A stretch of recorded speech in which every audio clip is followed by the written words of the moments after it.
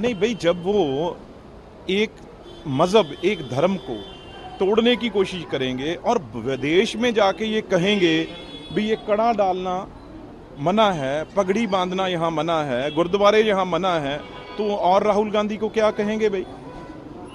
और ये शरारत करके और बाहर जाके चुटकी लेना, और एक बॉर्डर स्टेट है, और इस इन परिवार ने, गांधी फैमिली ने पहले सिखों का मैसेकर, कत्लेआम नहीं, एक साजिश के तहत गलियों में भगा भगा के हमारी माँ बहनों के रेप किए इन गांधी फैमिली के कारण।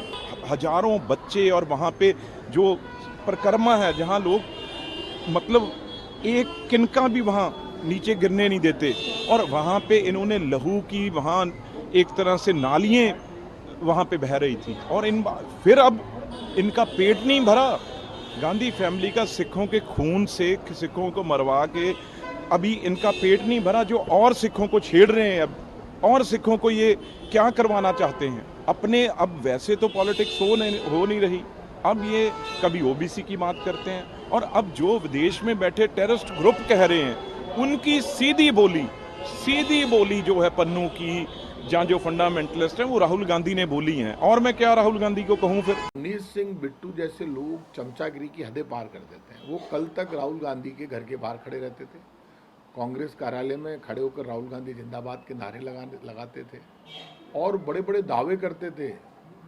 तो राहुल गांधी ने उनको सम्मान दिया, इतना बड़ा नेता बनाया। बिकॉज ऑफ राहुल गांधी तो रवनीत सिंह बिट्टू को मौका मिला मंत्री बनने का। कांग्रेस सम्मान नहीं देती और राहुल गांधी सम्मान नहीं देते तो रवनीत सिंह बिट्टू को कौन पूछ रहा है? कोई नहीं पूछ रहा।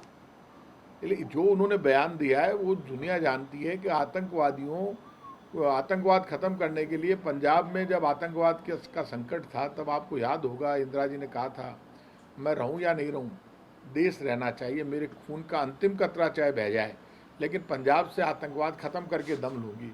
और उसका फ़ायदा ये हुआ कि आप देखो, वहाँ इंदिरा जी की हत्या हो गई, लेकिन आज पंजाब में आतंकवाद नहीं है। पंजाब में जो आज शांति, अमन, चैन, भाईचारा देखे, because of Indira Gandhi, because of Congress.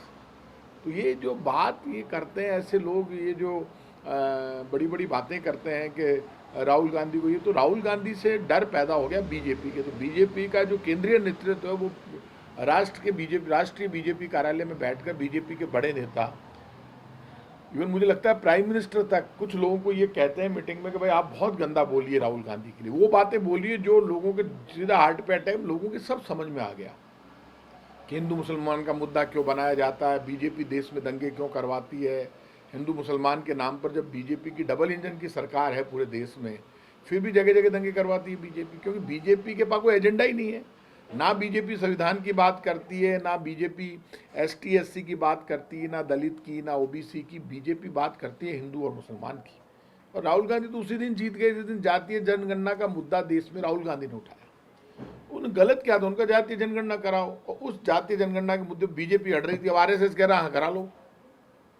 तो ये आप मुझे इस बात को बताइए, रवनीत सिंह बिट्टू या ऐसे लोगों से राहुल गांधी को सर्टिफिकेट नहीं चाहिए।